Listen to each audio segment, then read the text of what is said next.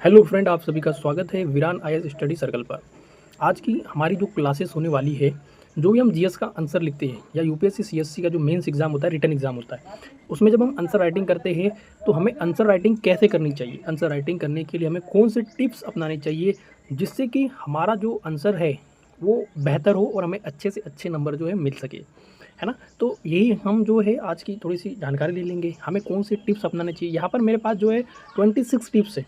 अगर वो उस टिप्स को अगर अपनाते हो तो कहीं ना कहीं जो आंसर राइटिंग्स होगी मीन्स में वो बहुत ही बेहतरीन होगी और आंसर भी अच्छे से आएगा और नंबर भी जो है अच्छे से आपको मिलने की संभावना ज़्यादा रहेगी। अगर आपको मेरे बारे में बता दूं तो टीचिंग एक्सपीरियंस देखा जाए तो 3 ईयर का टीचिंग एक्सपीरियंस है मेरे पास। इसके अलावा अगर बात करूँ, मैं 50,000 स्टूडेंट को मेंटर रह चुका हूँ। इसके अलावा मैंने जो है अपीयर हुआ था, मैं वन टाइम यूपीएससी सीएससी 2024 का मैंने इंटरव्यू दिया है। इसके अलावा देखा जाए तो मैंने यूपीएससी सीएससी 2026 का जो अभी प्रीलिम्स हुआ था उसमें भी मेंस एग्जाम के लिए मैं क्वालिफाइड हुआ। अभी भी मैं भी आंसर राइटिंग करूँगा। हम क्या करेंगे इसमें, पहले आंसर राइटिंग कैसे करते हैं, क्या करते हैं, वो प्रोसेस लाएंगे, है ना। फिर एक क्वेश्चन भी हम आज ही लिखेंगे कि भाई कैसे करते हैं, क्या करते हैं, ये हो गया। इसके अलावा अगर मैं आपको बात बताऊं, हम डेली क्या करेंगे, मेंस आंसर राइटिंग का एक क्वेश्चन की प्रैक्टिस करते चले जाएंगे। एक या दो क्वेश्चन जो भी रहेंगे उसकी लगातार प्रैक्टिस हम करते चले जाएंगे। और जो ये जो क्लासेस होने वाली है यूपीएससी सीएससी 2026 मेंस एग्जाम के लिए, इसके अलावा 27 28 जो भी एग्जाम आप दोगे उसके लिए भी टारगेट है, इंपॉर्टेंट रहेगा। जब 250 वर्ड में हमें आंसर लिखना है तो कैसे लिखना है, क्या कन्वर्ट करना है वो हम देखेंगे। 150 शब्दों में हमें आंसर लिखना है तो कैसे करना है वो देखेंगे। क्योंकि 20 क्वेश्चन होते हैं और 20 क्वेश्चनों को हमें कैसे अटेम्प्ट करना है बहुत बड़ी, और कितनी स्पीड से हमें करना पड़ता है, बहुत बड़ी चुनौती हमारे सामने ये होती है। तो वन बाय वन के रूप में हम समझेंगे कैसे आंसर लिखना है, क्या गलतियाँ नहीं करनी है, सब देखेंगे। ठीक है, हम आगे की ओर बढ़ते हैं।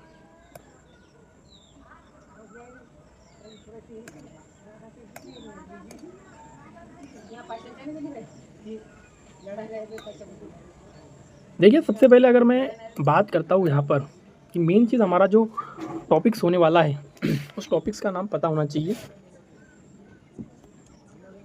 एक सेकंड, ठीक है। उस टॉपिक का नाम क्या है, मैं लिख देता हूँ, हाउ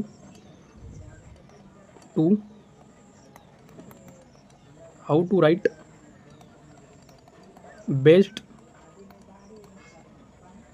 आंसर इन यूपीएससी। ठीक है, ये हमारा टॉपिक्स है। ठीक है, how to write best answer in UPSC. Best answer क्या हुआ, इसके लिए हमें जो है कुछ 26 हमारे पास कुछ टिप्स है। इसके लिए कितने टिप्स हैं, 26 जो हमारे पास क्या है, जो हम बेस्ट आंसर लिख सकते हैं। तो बेस्ट टिप्स और good mark, okay, good mark. तो मतलब हमारे पास 26 बेस्ट टिप्स है, ये टिप्स जो कि हम गुड आंसर राइटिंग कर सकते हैं। ठीक है, इसके पहले हम थोड़ा सा एक क्वेश्चन को थोड़ा लिख लेते हैं, फिर जिससे हमें समझ में आ जाएगी एग्जामिनर क्वेश्चन पूछता क्या है। ठीक है, फिर मैं थोड़ा सा लिख के बता दूंगा। जैसे अगर मैं क्वेश्चन की बात कर लूँ यहाँ पर कि अगर एग्जामिनर ने, अगर मान लीजिए ये क्वेश्चन आपके एग्जाम में क्वेश्चन पूछ लिया, जैसे मान लीजिए मैं क्वेश्चन की शुरुआत कर देता, मान लो क्वेश्चन नंबर 1 लिखा है। जैसे लिखा है कि स्मार्ट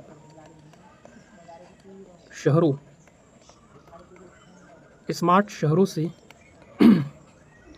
क्या क्या क्या तात्पर्य है। तो स्मार्ट शहरों से क्या तात्पर्य है, भारत में शहरी विकास में शहरी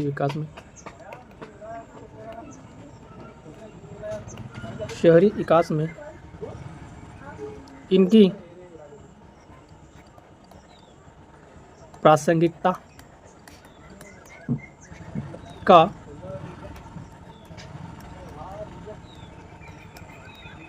परीक्षण कीजिए। ठीक है, ये लिखा है। क्या इससे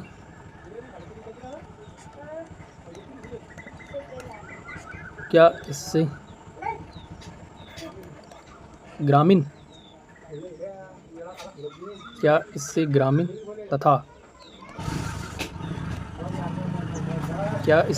तथा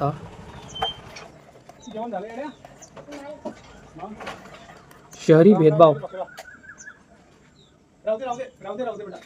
भेदभाव में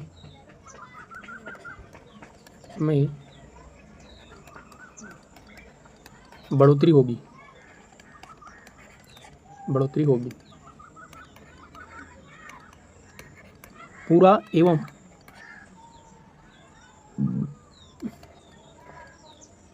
रुर्बन मिशन के संदर्भ में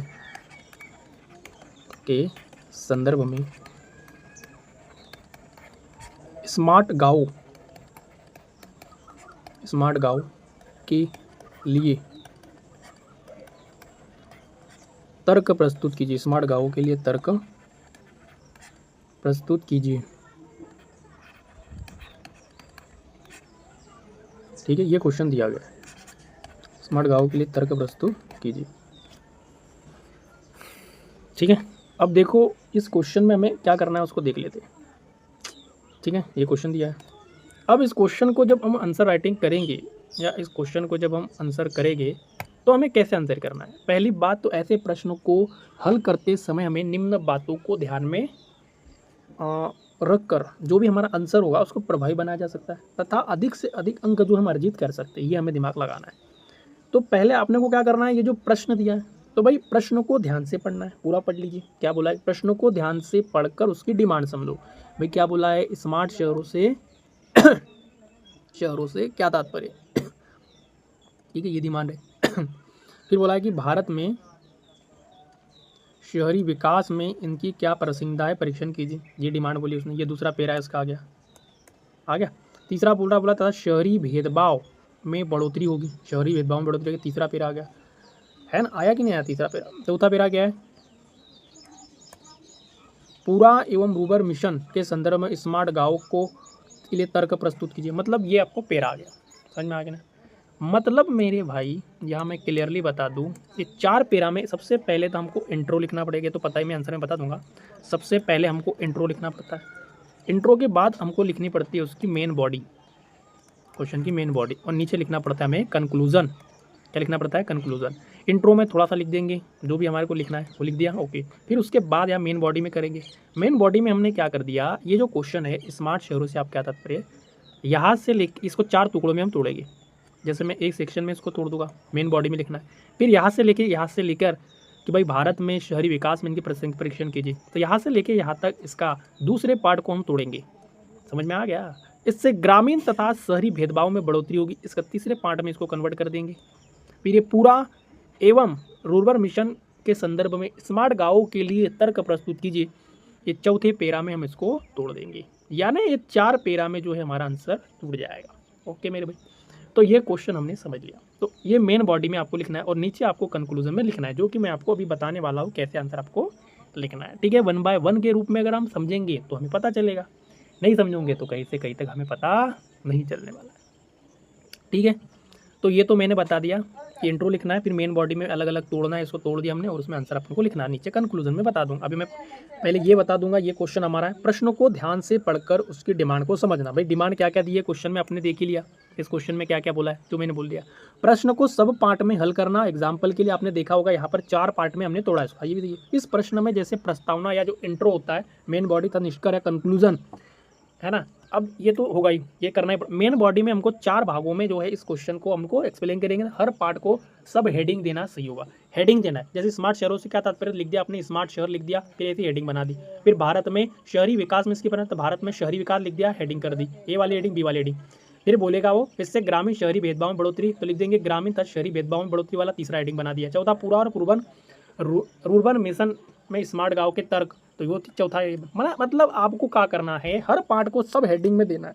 और हिंदी के जो अपन उत्तर लिखते समय, जो भी अपने हिंदी के उत्तर लिख रहे हैं, लिखते समय हमने क्या करना है, इंग्लिश वर्ड का कुछ मात्रा में उपयोग किया जा सकता है। कुछ ऐसे वर्ड होते हैं, जैसे अगर मैं आपको बोल दूँ, जैसे मान लीजिए अगर आप IMF का यूज़ करते हो, IMF लिख दिया तो कोई बात नहीं, ऐसा नहीं है कि IM फिर यप, ठीक है। तो फिर आप इतना करोगे तो इतना को टेंशन लेने वाले, ठीक है, इतना कुछ लिखने आपने डायरेक्ट भी लिख दिया चल जाएगा, या पूरा लिखना कोई जरूरत नहीं है। इंटरनेट मॉनेटरी फंड है, ठीक है, ऐसा भी लिख सकते हैं। ठीक है,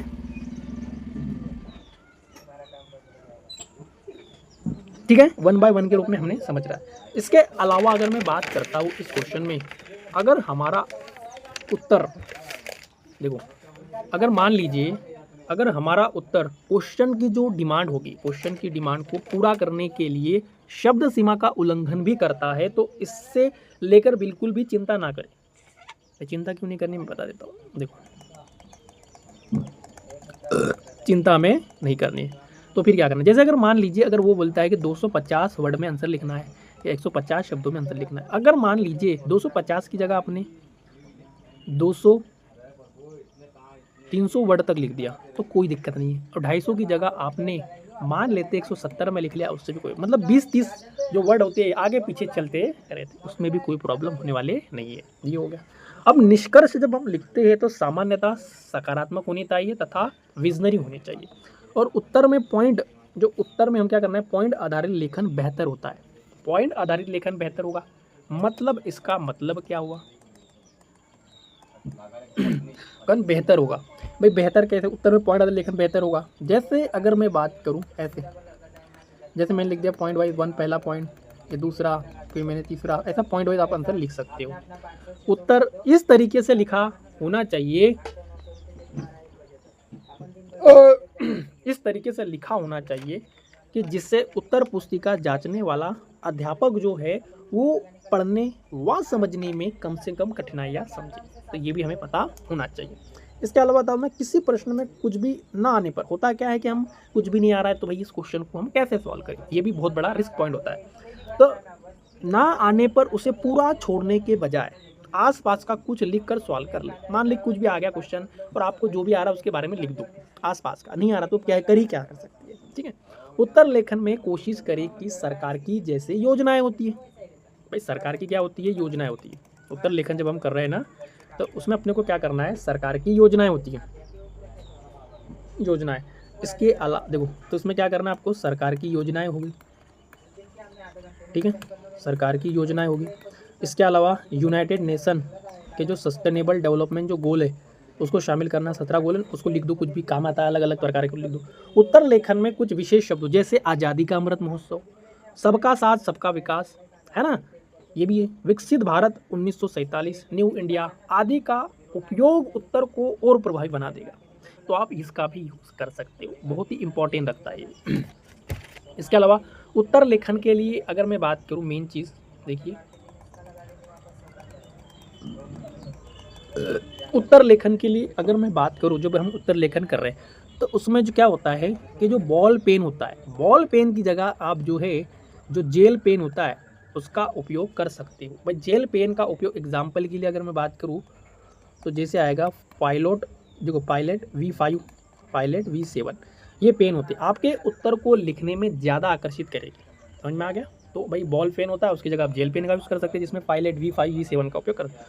जो हमारा उत्तर होगा उसको आप क्या कर सकते हो मैं बता देता हूँ। उसको पैराग्राफ जो अपन लिखते हैं भाई 1 बाय 1 के रूप में, जो पैराग्राफ में लिख रहे हैं, पैराग्राफ में क्या होता है 1 बाय 1 के रूप में पूरा छाप दे, ऐसा ऐसा जो भी है, ऐसा नहीं करना हमें। तो उत्तर जो है हमें पैराग्राफ की जगह, जो पैराग्राफ की जगह क्या लिखना है, पॉइंट को लिखना है। पैराग्राफ की जगह कैसे को लिखना है, पॉइंट को लिखना है, और जो पैराग्राफ होता है उसको नहीं लिखना है।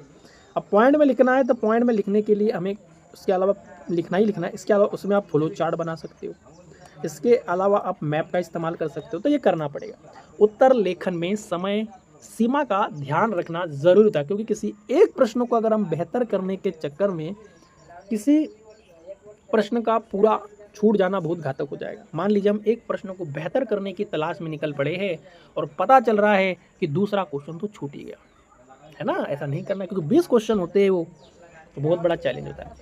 जब हम उत्तर लेखन कर रहे हैं, उत्तर लेखन में जब वो आलोचनात्मक प्रश्न दे रहा है, किसे दे रहा है, आलोचनात्मक प्रश्न दे रहा है,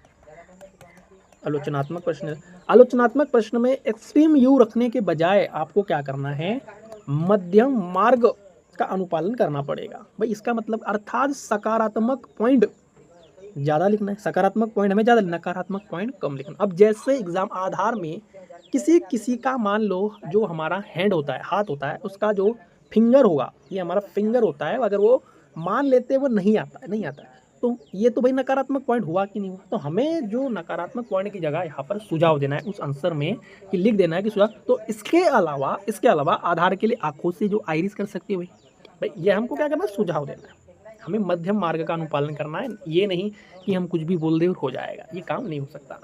उत्तर लेखन करते समय कोशिश करें कि एक ही पेन का इस्तेमाल करें। जब भी हम एक ही पेन का अपन को इस्तेमाल करना चाहिए, क्योंकि हेडिंग आदि लिखने के लिए दूसरा पेन चेंज करने में बहुत सारा जो समय होता है ना, वो हमारा बर्बाद हो जाता है। अगर आपके पास समय बचता है तो आप हेडिंग को अंडरलाइन कर सकते हैं। जो हेडिंग होती है ना, हेडिंग अपने डाल देते, उसको ऐसे अंडरलाइन कर दो, कोई दिक्कत नहीं। लिख दिया, अंडरलाइन कर दो, बस आगे की ओर बढ़ जाओ, लिख दो ए में बी में जो भी लिखना आपको, ठीक है। तो ये हमें पता होना चाहिए। इसके अलावा उत्तर लेखन में महत्वपूर्ण बातों को अंडरलाइन कर सकते हैं। इससे उत्तर पुस्तिका को जांचने में अच्छा प्रभाव होगा। उदाहरण के लिए अगर मतलब कोई योजना है, जैसे स्वच्छ भारत मिशन है, तो आप उसको अंडरलाइन कर दिया, है ना। कोई डाटा जैसे शहरी जनसंख्या 30%, वो अंडरलाइन कर लिया था। ऐसे उत्तर लेखन करते समय कोशिश करें कि उत्तर को इस तरीके से लिखा जाए कि स्पेस जो होगा वो तेजी से व कम समय में भरा हो, और इसके निम्न तरीके अपना सकते हैं। भाई उत्तर लेखन में उदाहरण देना है व उन्हें एक लाइन में लिखना है तो क्रम से लिखना है। मैं सब लिख के बताऊंगा आपको, 1 बाय 1 समझा रहा हूँ। जैसे खेती में हमें जैसे मृदा उर्वरकता बढ़ाने के लिए दलहनी फसलों को उगाना चाहिए, है ना। सही तरीका क्या होगा, जैसे होता क्या है कि हम ऐसे 1 बाय 1 के सीधा लिखते हैं, तो वैसा नहीं लिखना है, हम जैसे 1 बाय नीचे की ओर चलते हुए चलना है। फ्लो चार्ट का यूज़ कर सकते हैं आप। इसके अलावा अगर मैं बात करूँ, आंसर को पैराग्राफ की जगह ज़्यादा से ज़्यादा पॉइंट फॉर्म में लिखने का हमें प्रयास करना चाहिए। Important term point. उत्तर लेखन के लिए विभिन्न रिपोर्ट होती है। एग्जाम्पल के लिए ईज ऑफ डूइंग की रिपोर्ट हो गया, इंडेक्स होता है, ग्लोबल पीस इंडेक्स हो गया। इसके अलावा ग्लोबल क्या होता है, हंगर इंडेक्स हो गया। इसके आदि का जो डाटा होगा या उनके जो सुझाव होंगे, उनको शामिल करने का हमें प्रयास करना चाहिए। मुख्य परीक्षा से पहले आपको प्रीवियस ईयर क्वेश्चन जो मेंस के होते हैं या कोई टेस्ट सीरीज के प्रश्नों का निर्धारित समय में सॉल्व करने की हमें प्रैक्टिस करना चाहिए, जो कि मुख्य परीक्षा में आपको अच्छे मार्क दिला सकता है। अगर आपने प्रश्नों में जैसे एग्जाम्पल के में बोला कि इंटरनेशनल मॉनेटरी फंड को एक बार अगर फुल फॉर्म के रूप में, जो फुल फॉर्म है उसके रूप में उपयोग कर दिया है, तो आप इसे सिर्फ IMF के रूप में, IMF इंग्लिश में नहीं लिखा, क्योंकि में लिखकर अपना बर्बाद ना करें, हिंदी में इंग्लिश में लिखा टर्म चल जाएगा। उत्तर लेखन का अभ्यास आप A4 जो साइज का पेपर होता है, ये साइज शीट पर करें, क्योंकि यूपीएससी में भी जो आंसर शीट होती है वो उसी प्रकार की होती है। साथ में नोट्स भी आपको जो है A4 साइज वाले रजिस्टर में बनाने की कोशिश करनी चाहिए। भाई ये भी सही बात है। और उत्तर में कहीं कहीं कोई निशान, जब हम उत्तर लिख रहे हैं ना, तो वहाँ पर कोई निशान होते हैं, बता देता हूँ। कहीं भी कोई निशान, जैसे आप जैसे कोई क्रॉस कर देते हो या स्टार लगा दिया, या आपने कोई मान लो इस तरीके की कुछ चिन्ह बना दिए या 786 लिख दिया, तो ऐसे अगर टर्म अपन लिख देते हैं कहीं साइड में कहीं पर, तो आपके क्या लगेगी, पेनल्टी मार्क लगेगा, अपने नंबर कटेगी। ये हमें नहीं करना है। उत्तर पुस्तिका में आपको अपना नाम या कुछ भी ऐसा नहीं लिखना है जो मूल्यांकनकर्ता को भ्रम में डाले। अगर लिख दूंगी कुछ भी, भैया मैं तो दादा आदमी हूँ, ऐसा मेरी कॉपी चेक करवा देना, है ना, ऐसा नहीं करना है। उत्तर लेखन में हमेशा प्रयास करना है कि कम शब्दों में अपनी बात को हम समझा सकें, ठीक है, ये हमें पता होना चाहिए। यूपीएससी में आंसर को बेहतर लिखने की बजाय अब एवरेज आंसर के साथ सभी 20 क्वेश्चन को सॉल्व करके अच्छा मार्क पा सकते हैं। ये हमारे कुछ 26 टिप्स थे जो कि आपको पता होना चाहिए। अब ये पूरा हमारा एक क्वेश्चन बना हुआ है, तो क्वेश्चन बना, मैंने सब टिप्स बता दिए क्या करना है क्या नहीं, ठीक है। अब इस क्वेश्चन को हमें आंसर राइटिंग भी करनी है ना भाई, ये क्वेश्चन है। उसके पहले मैं आपको 26 जो पावर पॉइंट है हमारे इसको एग्जाम के लिए, वो मैं लिखवा दूंगा। उसके बाद इसकी आंसर राइटिंग हम स्टार्ट करें, क्योंकि जब मैंने तभी मौखिक में आपको लोगों को बता दिया कि ऐसी चीज़ होती है, शॉर्ट में मैं लिखवाऊंगा और स्पीड से लिखवा दूंगा, ठीक है। तो उसको हम कंप्लीट कर लेते हैं, क्योंकि उसके सिवा कुछ भी नहीं हो पाएगा, क्योंकि वही आपका बता देगा। क्योंकि ये बोल दिया इन बात में भूल जाओगे आप, तो आपको लिखना पड़ेगा उसको, ठीक है, इसको लिखना पड़ेगा आपको।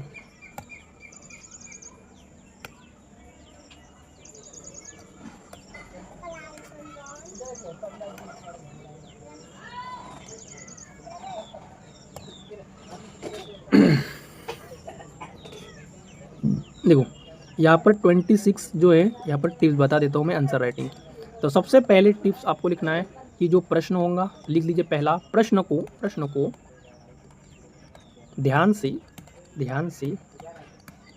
ध्यान से पढ़कर उसकी डिमांड को समझना। उसकी डिमांड को क्या करना है, हमें समझना, पहला पॉइंट। दूसरा हमारा पॉइंट टिप्स होगा, जो प्रश्न होगा उसको सब पार्ट में हल करना, सब पार्ट में हल करना। और एग्जाम्पल के लिए यहाँ प्रश्न में 4 पार्ट थे। हमने जो पहला प्रश्न लिखा ना स्मार्ट शहर, उसमें 4 पार्ट मैंने पहले ही बता दिया कि 4 पार्ट में मेन बॉडी में आपको लिखना है ऐसा। तीसरा पॉइंट आपको लिखना है इसमें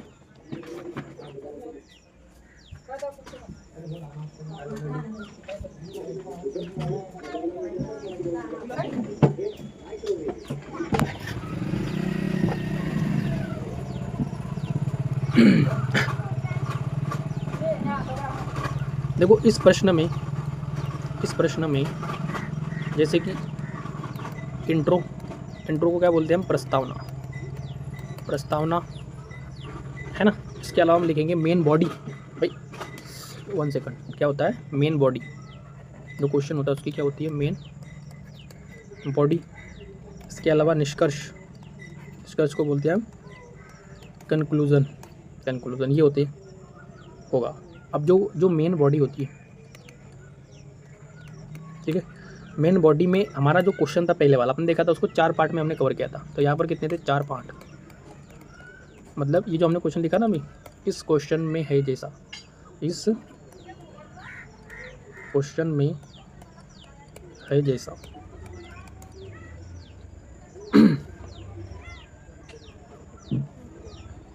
तो इनको क्या करना है, आपको एक्सप्लेन करना है। क्या करना है, एक्सप्लेन करना है। एंड इसके अलावा देखा जाए तो हर पार्ट को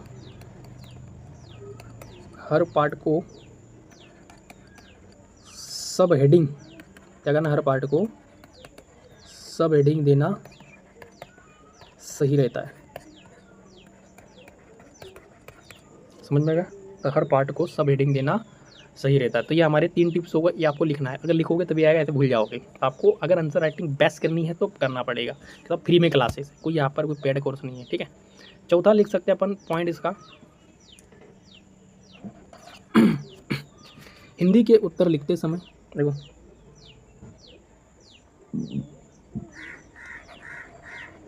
हिंदी में उत्तर लिखते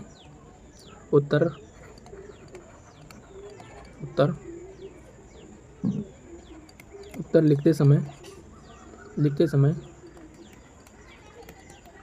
इंग्लिश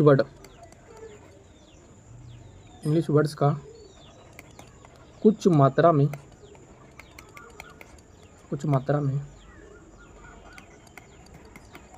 उपयोग किया जा सकता है। देखो अब जैसे अपन मान लीजिए यार कि भाई देखो, हिंदी के उत्तर आप लिखते, आंसर राइटिंग तो हिंदी में चलेगी, ठीक है, लिख रहे तो उसमें कुछ इंग्लिश वर्ड आते तो आप लिख सकते, कोई समस्या नहीं, कुछ ही लिख सकते, ऐसा नहीं कि पूरा इंग्लिश छाप दो, ऐसा मत करना भैया, कुछ शब्द लिखना है। इसमें 5वां पॉइंट बता देता हूँ मैं। देखो 5वां पॉइंट्स में इंपॉर्टेंट टर्म क्या होता है वो भी समझना है। अगर हमारा उत्तर, 5वां पॉइंट लिखो, एक सेकंड, अगर हमारा उत्तर क्वेश्चन की डिमांड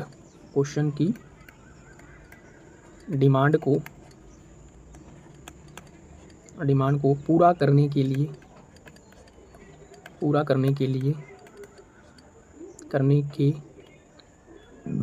लिए शब्द सीमा का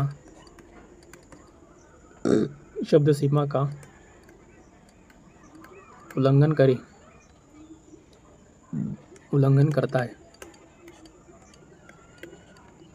तो इसको लेकर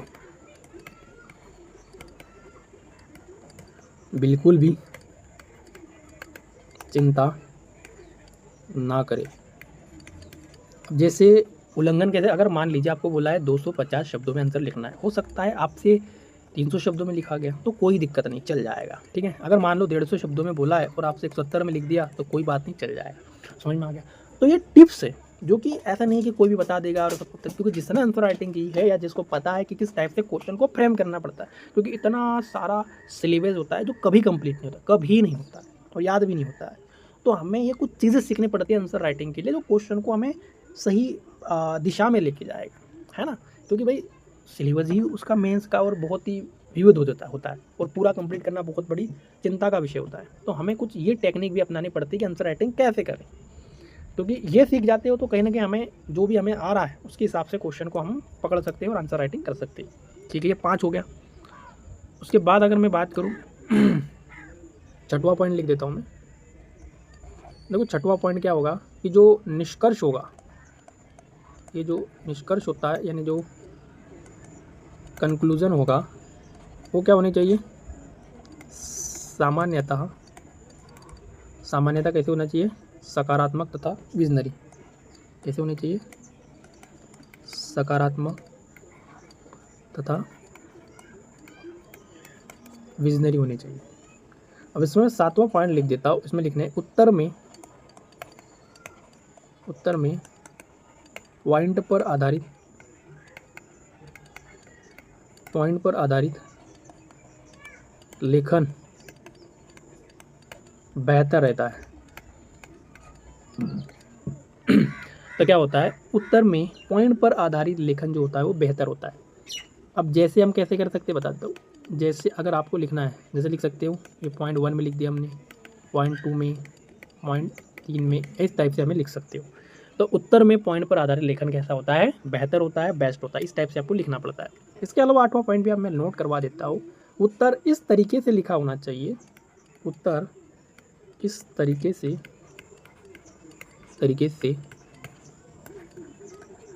लिखा होना चाहिए जिसमें उत्तर पुस्तिका जांचने वाले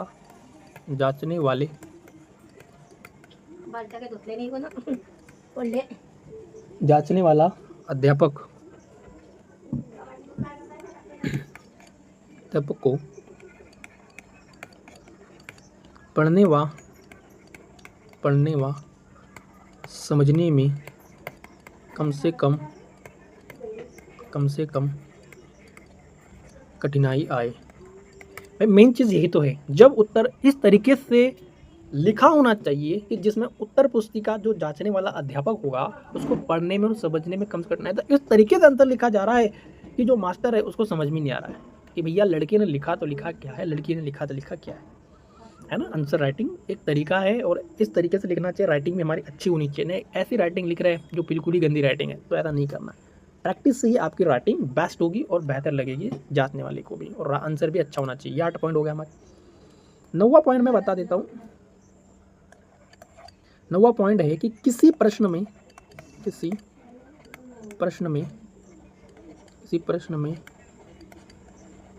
कुछ भी न आने पर उसे पूरा छोड़ने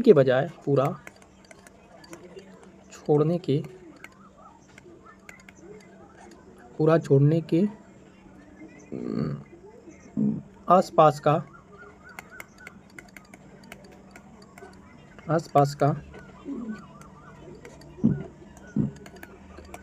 कुछ लिखकर सॉल्व करने की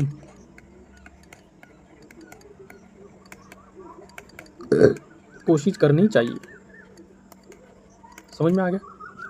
मान लीजिए कोई प्रश्न होता है, आपको आ ही नहीं रहा है, तो क्या करना, आसपास का जो भी उससे रिलेटेड लग रहा है उसके बारे में लिख दो। टेंशन का इंट्रो लिख दो, फिर बीच में लिख दो भाई हाँ इसके बारे में यही है, वैसा वैसा जो भी हमने जानकारी निकाली वो लिख दो, हो जाए, क्वेश्चन सॉल्व हो जाए, कोई दिक्कत नहीं। अब नहीं आ रहा है तो करेंगे क्या, तो लिखना जरूरी है। 20 क्वेश्चन है, पूरे अटेम्प्ट करना है तो लिखना तो पड़ेगा, कुछ तो नंबर मिल जाएंगे ऊपर। तो ये आपको 9वां पॉइंट करना है। कब करना है, जब हमें लगता है कि नहीं आ रहा है तो आपको इस तरीके को अपनाना है। ठीक है, ये 9वां पॉइंट। 10वां लिख देता हूँ मैं। उत्तर लेखन में कोशिश करें, जब हम उत्तर लेखन कर रहे हैं, ठीक है, उत्तर लेखन में कोशिश करें कि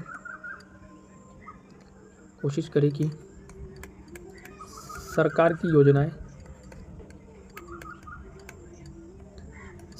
की योजनाओं जैसे यूनाइटेड नेशन के सस्टेनेबल डेवलपमेंट गोल, ठीक है, डेवलपमेंट गोल को, जो सस्टेनेबल डेवलपमेंट गोल है ना, को शामिल करें, को शामिल करें। अब सस्टेनेबल डेवलपमेंट जो गोल है वो कितने होते हैं मुझे पहले बताओ। 17 होते हैं। जैसे बहुत सारे दिए, जैसे एग्जांपल के लिए नो पॉवर्टी दिया है कि नहीं, नो पॉवर्टी, बहुत सारे ऐसे दिए 17 पॉइंट। तो इन पॉइंट को क्वेश्चन देख के क्वेश्चन की डिमांड के अनुसार आपको लिख देना है, तो आपके आंसर को बेहतर बना देगा यार। ये आपके हो गया 10वां पॉइंट। 11वां पॉइंट लिखता है उत्तर लेखन में कुछ विशेष शब्दों, इधर नहीं आएगा, दूसरा पेज पलटा देते हैं।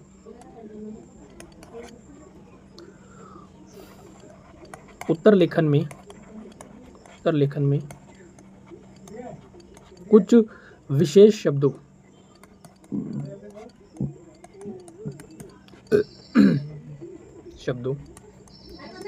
जैसे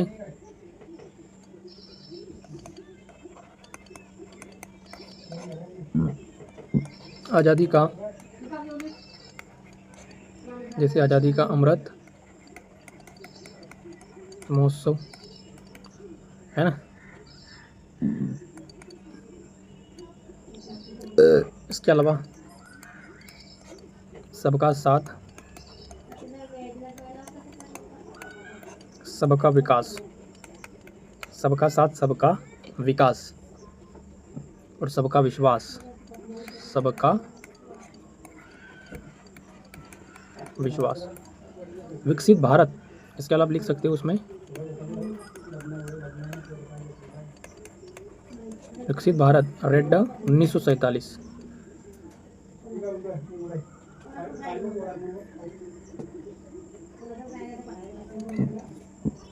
तो विकसित भारत 1947 मतलब देश हमारा जब आज़ाद हुआ था तब, ठीक है, ये होगा। इसके अलावा न्यू इंडिया, इन आदि का उपयोग उत्तर को प्रभावी बनाएगा। या विकसित भारत 2047 होगा शायद, मुझे लगता है 2047 या रेड 2047 होगा, है ना, विकसित भारत 2047। ठीक है, ये दोनों में से कोई टर्म है, याद रख लेना, थोड़ा देख लेना, है ना। ओके, ठीक है। तो ये जैसे उत्तर लिखने में आपका उपयोग उत्तर को क्या है प्रभावी बना सकता है, बेहतर बनाएगा आपके, तो ये टर्म का भी आपको यूज़ करना पड़ेगा। समझ में आ गया, बहुत ही इंपॉर्टेंट टर्म है, मजने देखने ही आएगा। आप किसी भी टॉपर की कॉपी देख लेना, उसमें जो मैं जानकारी बता रहा हूँ कहीं ना कहीं आपको ये दिखेगा ही दिखेगा। उसमें जो वो आंसर राइटिंग करेगा ना, उसमें ये चीज़ें कहीं ना कहीं आपको नज़र आएंगी ही आएंगी। जो क्वेश्चन की डिमांड वो तो आएंगी आएंगी, इसके अलावा मैं जो टर्म यूज़ करवा रहा हूँ वो कहीं ना कहीं आप उसके रेटिंग में आएंगी। मतलब जो मैं बेहतर आंसर राइटिंग कर रहा है उसकी बात। नोकल वाले में तो फिर कोई गारंटी नहीं, कुछ भी लिख सकता है, ठीक है। इसके अलावा मैं 12वां पॉइंट लिख देता हूँ।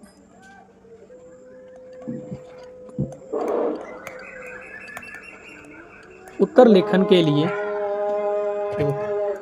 उत्तर लेखन के लिए बॉल की जगह, जो बॉल पेन होता है ना, तो बॉल पेन की जगह जेल पेन का उपयोग होगा। जेल पेन का उपयोग होगा। अब एग्जाम्पल के लिए अगर मैं बताऊँ जेल पेन का उपयोग, जैसे पायलट है, इसमें V5 P7, आपके उत्तर को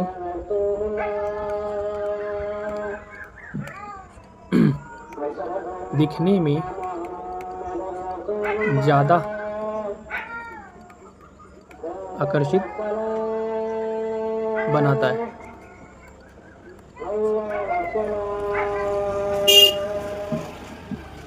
तो क्या बनाएगा, ज़्यादा आकर्षित बनाएगा। इसके अलावा 13वां पॉइंट लिखना है आपको कि उत्तर जो हम लिख रहे हैं, देखो उत्तर को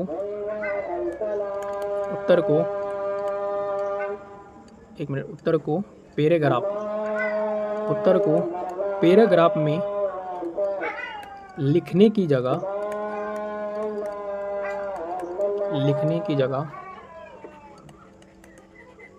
पॉइंट में लिखना। इसमें लिखना है अपने को, पॉइंट में लिखना। इसके अलावा फ्लो चार्ट, इसके अलावा मैप का इस्तेमाल करना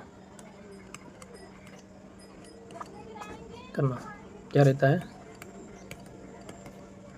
हमेशा प्रभावी रहता है। मतलब उत्तर को पैराग्राफ जो होता है उसमें लिखने की जगह पॉइंट में लिखना, फ्लो चार्ट और मैप का इस्तेमाल करना होता है। समझ में आ गया।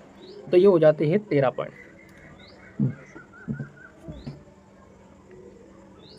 इसके अलावा मैं 14 पॉइंट लिखना है अपने को, 14वें नंबर का बता देता हूँ मैं। उत्तर लेखन में देखो, जब भी अपन उत्तर लेखन कर रहे हैं तो उत्तर लेखन में समय सीमा का ध्यान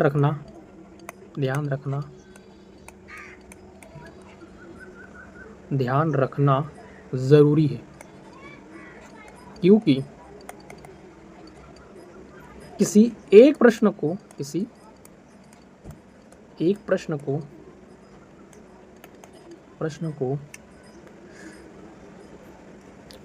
बेहतर करने के चक्कर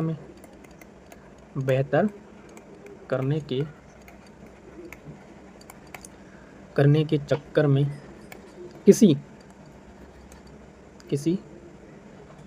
प्रश्न का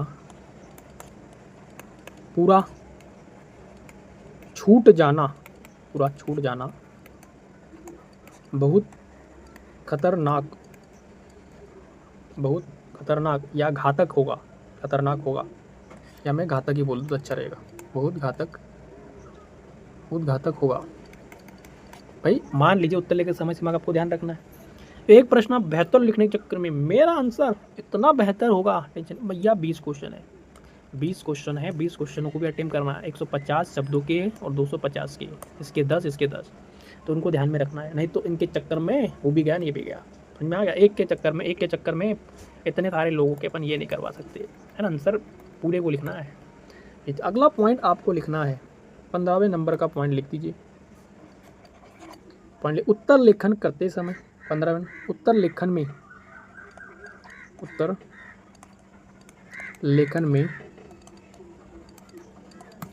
आलोचनात्मक जो प्रश्न होते हैं, प्रश्न में ये जो एक्सट्रीम व्यूज होते हैं, क्या होते हैं, एक्सट्रीम व्यूज रखने के बजाय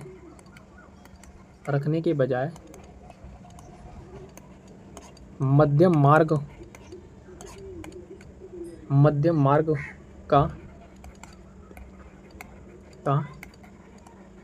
अनुपालन करें। तो किसका अनुपालन करना है अपने को, मध्यम मार्ग का अनुपालन करें। अर्थात सकारात्मक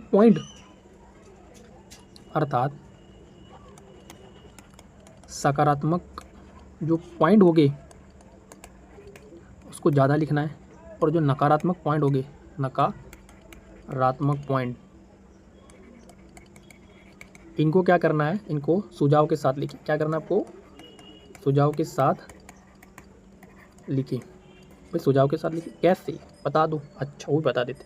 अब जैसे एग्जाम्पल के लिए अगर मैं बात कर दूँ, जैसे आधार कार्ड होता है हमारे पास। आधार कार्ड में क्या होगा, किसी का, मान लो आधार में क्या होगा, किसी व्यक्ति का मान लीजिए जो फिंगर है ना, फिंगर जो है ना, वो मान लीजिए वो नहीं आ रहा है, भाई फिंगर नहीं आ रहा उसका, तो हम क्या मान लेते हैं, भाई ये नकारात्मक पॉइंट है, ठीक है। पर नहीं आ रहा है तो भाई हमें क्या करना है, इस जगह पर सुझाव देना है। क्या करना है, सुझाव देना है। तो क्या सुझाव होगा भाई, सुझाव हमें ये देना है कि इसके अलावा अगर फिंगर उसका नहीं आ रहा है, कोई बात नहीं भैया, है ना, इसके जगह पर सुझाव का हमारा आधार क्या, सुझाव हम क्या देंगे, यहाँ देंगे कि भाई हम आधार के लिए क्या करेंगे, हम सुझाव यहाँ पर देंगे कि आधार के लिए हम क्या करेंगे कि जो आँखें होती है हमारी, आँखों से हम क्या कर लेंगे, आइरिस कर सकेंगे। समझ में आ गया। तो भाई उत्तर लेखन में जो आलोचनात्मक प्रश्न में जो एक्सट्रीम व्यूज होते हैं उसके रखने के बजाय मध्यम मार्ग का अनुपालन करें, अर्थात सकारात्मक पॉइंट हमें ज़्यादा लिखना, नकारात्मक पॉइंट सुझाव के साथ लिखिए। पहले आधार, किसी व्यक्ति का फिंगर अगर नहीं आ रहा है, फिंगर वो नहीं आ रहा भैया, हम नहीं आ रहा है तो पॉइंट है, तो हमें सुझाव देना है कि भाई आधार में नहीं आ रहा, तो आँखों से, हमारी जो आँखें होती है वहाँ से आइरिस कर सकेंगे। समझ में आ गया। तो ये आ गया हमारा 15वां पॉइंट। इसके अलावा हम अगला पॉइंट लिखते हैं 16वें नंबर का। उत्तर लेखन करते समय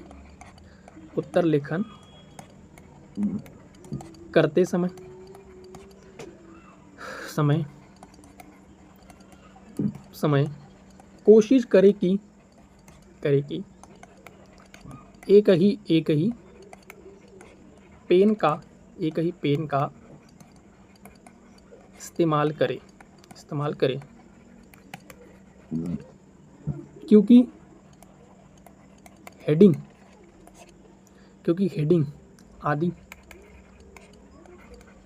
आदि लिखने के लिए दूसरा पेन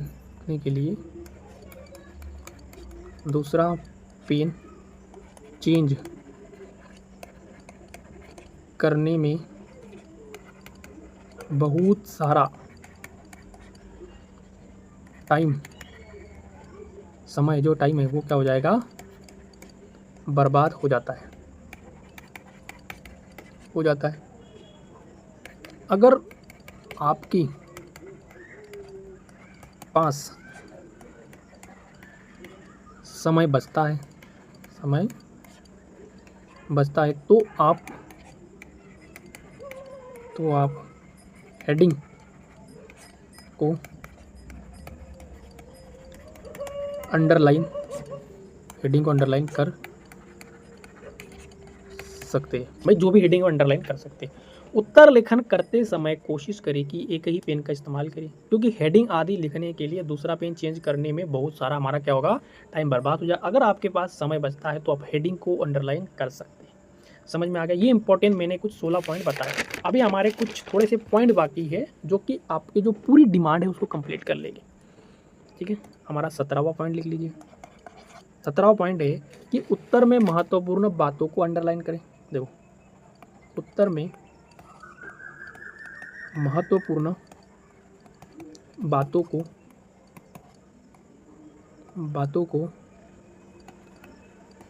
अंडरलाइन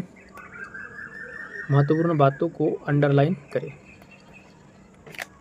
तो इससे क्या होगा भाई, जो भी उत्तर हम लिख रहे हैं, बातें जो भी इंपॉर्टेंट होंगी उसको इस टाइप से हमें अंडरलाइन कर देना है, जो भी है ना अंडरलाइन करना है। तो इसका उत्तर पुस्तिका को, तो इससे क्या होगा, इससे उत्तर पुस्तिका को जांचने वाले पर अच्छा प्रभाव पड़ता है। ठीक है, क्या पड़ता है, अच्छा प्रभाव पड़ता है। उदाहरण के लिए अगर मैंने लिख लिया, मान लीजिए कोई योजना, भाई कोई योजना है, जैसे मैंने लिख दिया, क्या लिख दिया, जैसे अंडरलाइन करके स्वच्छ भारत मिशन, जैसे मैंने लिख दिया पर स्वच्छ भारत मिशन, मैं इसे इसको अंडरलाइन कर लूँगा। तो जब हम आंसर करेंगे तो आपको बेहतर आएगा। इसके अलावा कोई डेटा होगा, क्या होगा, इसके अलावा कोई डेटा होगा। भाई डेटा में जैसे कि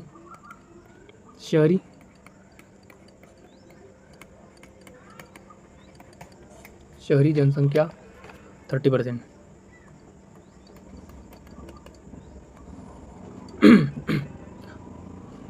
समझ में आ गया नहीं, कोई डाटा हो सकता है, कोई योजना हो सकती है। उसमें क्या होगा, बातों को अंडरलाइन करें, इससे उत्तर को जांचने वाले को पर अच्छा प्रभाव पड़ेगा। जब आपने बेहतर कोई योजना डाटा लिख दिया ना तो उसको अंडरलाइन कर दो, जिससे मैंने इस टाइप से किया है। इस टाइप से अगर आप कर लेते हो तो एक नंबर यार आंसर राइटिंग मज़ा आ जाएगा। ये हमारे 17 पॉइंट हो गए। अब हमारा 18वां पॉइंट में बता देता हूँ आपको क्या करना है। अब देखो होता क्या है, उत्तर लेखन करते समय कोशिश करें कि उत्तर को इस तरीके से लिखा जाए कि स्पेस तेजी से, इस तरीके से अपने को लिखना है कि जो स्पेस होगा, समझ में आ गया, जो स्पेस होगा वो तेजी से, है ना, तेजी से व कम समय में भरा हुआ लगे। समझो, स्पेस तेजी से व कम समय में भरा हुआ लगे। इसके निम्न तरीके आप अपना सकते हैं। इसके लिए अपन क्या कर सकते हैं, निम्न तरीके को अपना सकते हैं। क्या अपना सकते हैं, निम्न तरीके अपना सकते हैं। तो भाई कौन सा थे पॉइंट, अगर मैं आपको बता दूं कि जैसे पॉइंट आपने लिख रहा हूँ, जैसे अगर मान लीजिए मैं थोड़ा बता दूँ, खेती में हमें खेती में हमें जैसे मान लीजिए मृदा उर्वरकता, क्या है, मृदा उर्वरकता बढ़ाने के लिए, मृदा की जो उर्वरकता होती है उसको बढ़ाने के लिए दलहनी फसलों को उगाना चाहिए। खेती में हमें मृदा उर्वरकता बढ़ाने के लिए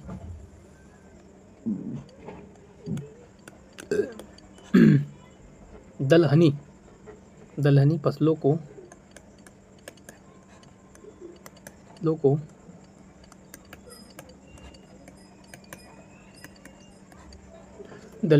उगाना चाहिए। ठीक है, अब ये तो है भाई, देखो मैं आपको क्लियर बता दूं, डोंट राइट लाइक, मतलब देखो तरीका कैसा है। अगर जब हम आंसर राइटिंग कर रहे हैं तो अगर आप ऐसे लिख रहे हो जैसे चना है ना, मूंग, फिर आएगा मूंगफली, इसके लिए आएगा सोयाबीन, तो देखो ये जो 1 बाय 1 के रूप में आप लिख रहे हैं ना, ये जो तरीका है ना मेरे भाई, मेरे हिसाब से ये जो तरीका है ना आपका ख़राब है। इस तरीके से आपको नहीं लिखना है। तो ये जो तरीका है ना ख़राब है। तो कैसे हमें लिखना है, जैसे लिख सकते हैं जैसे आप लिख सकते हैं यहाँ पर चना, या लिख सकते हैं आप मूंग, या लिख सकते हैं आप मूंगफली, या आप लिख सकते हो सोयाबीन। तो ये तरीका है। तो ये जो मैं लिख रहा हूँ 1 बाय 1 नीचे ऐसा, तो इस टाइप से आपको लिखना है। तो इस टाइप से आपको नहीं लिखना है, इस टाइप से जो मैं बोल रहा हूँ इस टाइप से आपको लिखना है। तो इससे क्या होगा, जो स्पेस होगा वो तेज़ी से और कम टाइम में भर जाएगा। ये तरीके है इसको। और हम ऐसे लिखेंगे ना तो इसमें टाइम लगेगा, और इसमें जो है ना जो कॉपी के पेज होंगे वो तेज़ी से भरने लग जाएंगे, है ना। ये थोड़ा एग्जाम्पल सेट कर दिया हमने।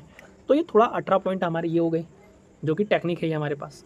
ठीक है, अब हम देखते हैं 19वां पॉइंट हमारे पास कौन सा है, जो कि और भी बेहतर बनाए आंसर राइटिंग को।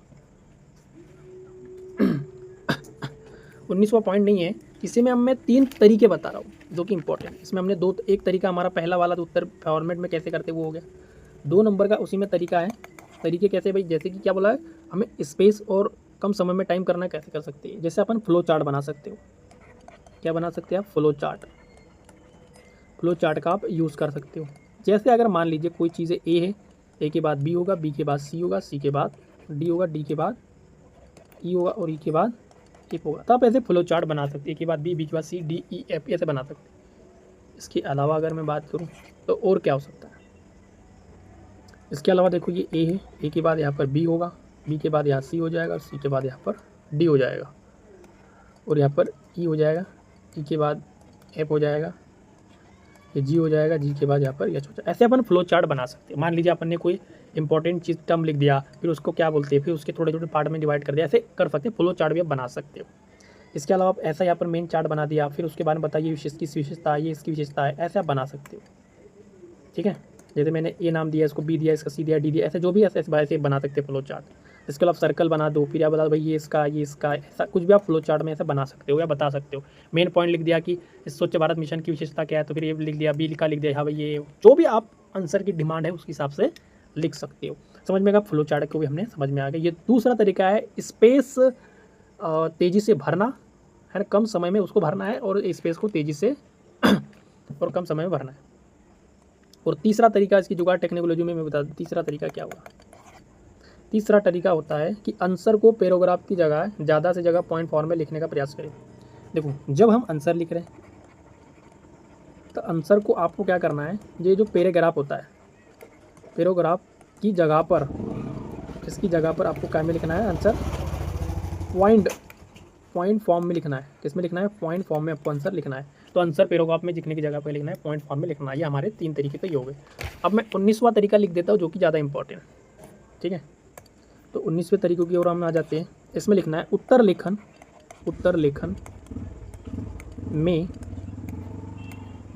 में विभिन्न रिपोर्ट। देखो विभिन्न प्रकार की रिपोर्ट होती है। एग्जाम्पल के लिए अगर मैं बात कर दूं तो जैसे आपने देखा होगा ease of doing business report, business report. इसके अलावा देखा जाए इंडेक्स, ग्लोबल पिक्स इंडेक्स, इसके अलावा आता है हंगर इंडेक्स। क्या होता है? इसके अलावा होता है हंगर इंडेक्स। तो ये सब होता है। तो ये जो जितना भी आदि सब कुछ है, आदि का जो डाटा होगा, आदि के डाटा एंड उनके जो सुझाव होंगे, उनके जो भी यहाँ पर जो सुझाव होंगे, सुझावों को क्या करना है, आपको शामिल करना है।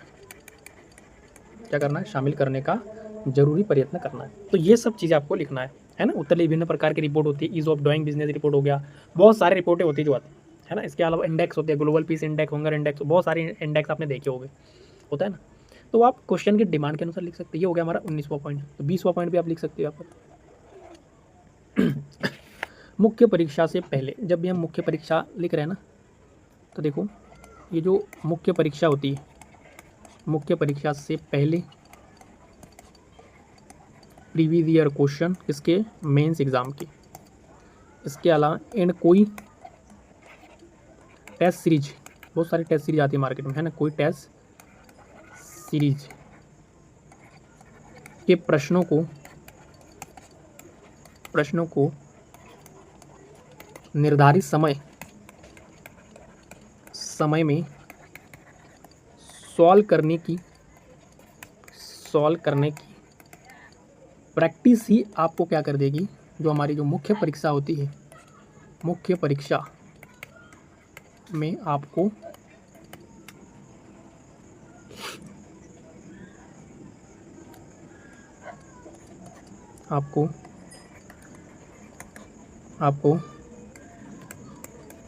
अच्छे मार्क दिला सकती है।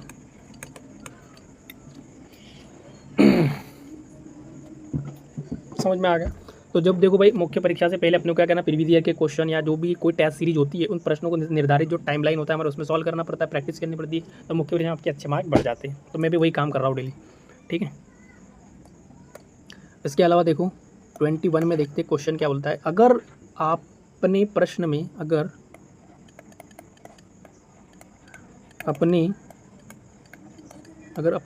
में इंटरनेशनल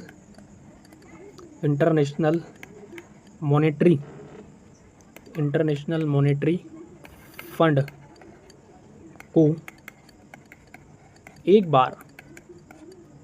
बार फुल फॉर्म में रूप में उपयोग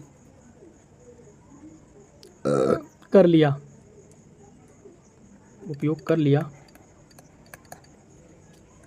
तो आगे आप इसे सिर्फ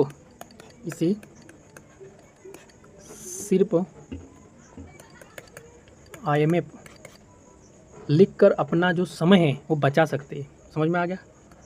एंड आप IMF को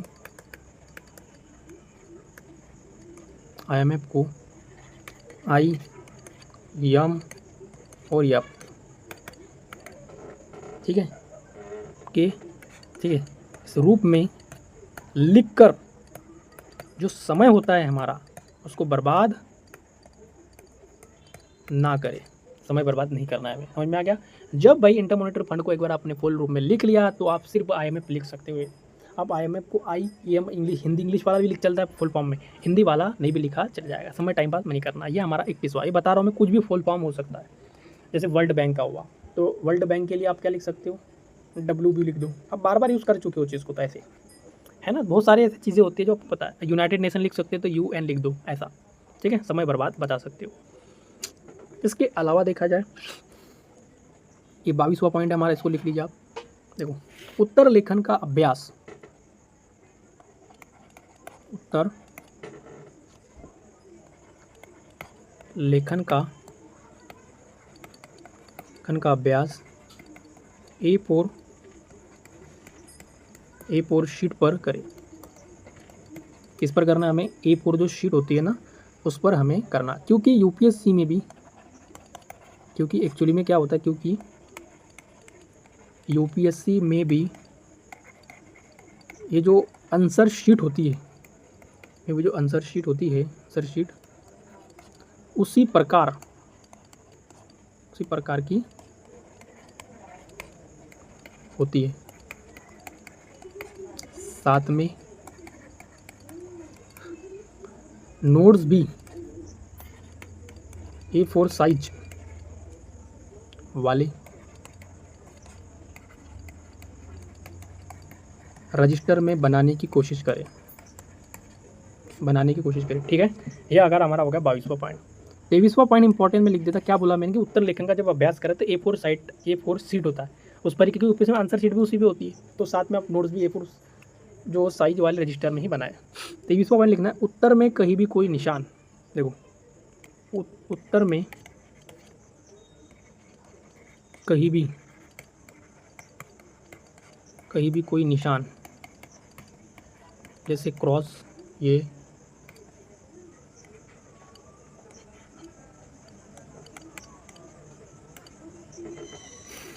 786, ठीक है, आदि लिखने से बचे, आदि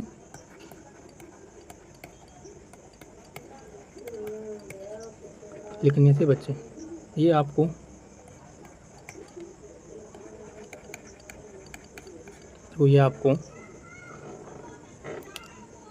पेनल्टी मार्क लगवा सकते हैं, तो ये आपको पेनल्टी मार्क लगवा सकते कि लगती है भी। अगर आप उत्तर में कहीं भी कोई निशान या क्रॉस बना दिया या इस टाइप से बना दिया या ये बना दिया, अच्छा कुछ भी लिख देते प्रॉब्लम हो जाएगी, ठीक है। 24वां पॉइंट बना देता हूँ मैं। उत्तर पुस्तिका में आपको देखो, जो भी हमारी उत्तर पुस्तिका है, उत्तर पुस्तिका में आपको अपना नाम या कुछ भी ऐसा नहीं लिखना है जो मूल्यांकनकर्ता को क्या करता है, मूल्यांकन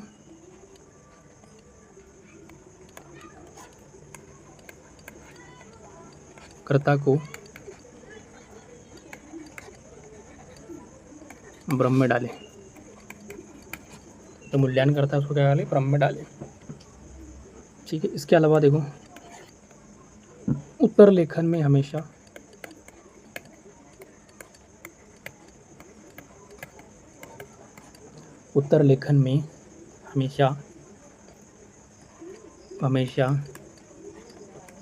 प्रयास करना है कि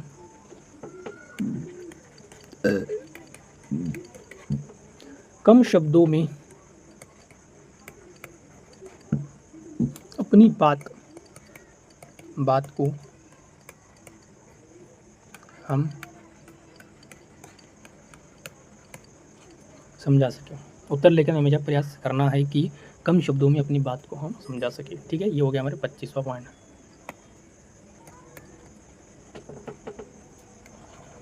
26वां पॉइंट क्या है, यूपीएससी में आंसर को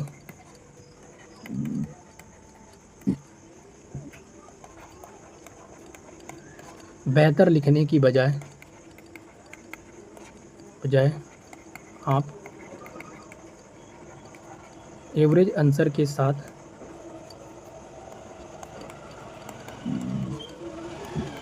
सभी 20 क्वेश्चन को सॉल्व करके अच्छे मार्क्स पाए जा सकते हैं, ठीक है। देखो ये क्या बोला कि यूपीएससी में आंसर को बेहतर लिखने की बजाय आप एक एवरेज आंसर के साथ सभी जो हमारे 20 क्वेश्चन होते हैं उसको सॉल्व करके अच्छे मार्क्स पाए जा सकते हैं, ठीक है। ये हमें पता होना चाहिए। देखो हमने इंपॉर्टेंट चीज़ यहाँ पर क्या देखा कि 26 प्रकार की हमारे पास टिप्स है, 26 प्रकार की टिप्स। इन टिप्स को आपको समझना है। उसके बाद मैंने क्वेश्चन दिया था ठीक है, उसकी कल आंसर राइटिंग अपन कर लेंगे, उस क्वेश्चन कैसे करना है, क्योंकि टाइम ज़्यादा हो गया। ठीक है, पूरा कंप्लीट समझा दिया हमने कि किस टाइप से आपको आंसर राइटिंग करनी है। हमने 26 टिप्स दी थी, इसको हम माइंड में फिट करके आइए कल, फिर नेक्स्ट डे में हम उसको समझ लेंगे। ठीक है, अगर आपको वीडियो अच्छी लगी या बेहतर लगी तो इससे अपने दोस्तों के साथ ज़रूर शेयर करें। ठीक है, इसके अलावा अगर मैं बात करता हूँ बहुत सारी वीडियो आंसर राइटिंग के लिए होती है, परंतु ये आपको बेहतर लगेंगे उनसे भी। ठीक है, आप इनको देखना और उसको देखना और आंसर राइटिंग करना सीख जाओगे आप।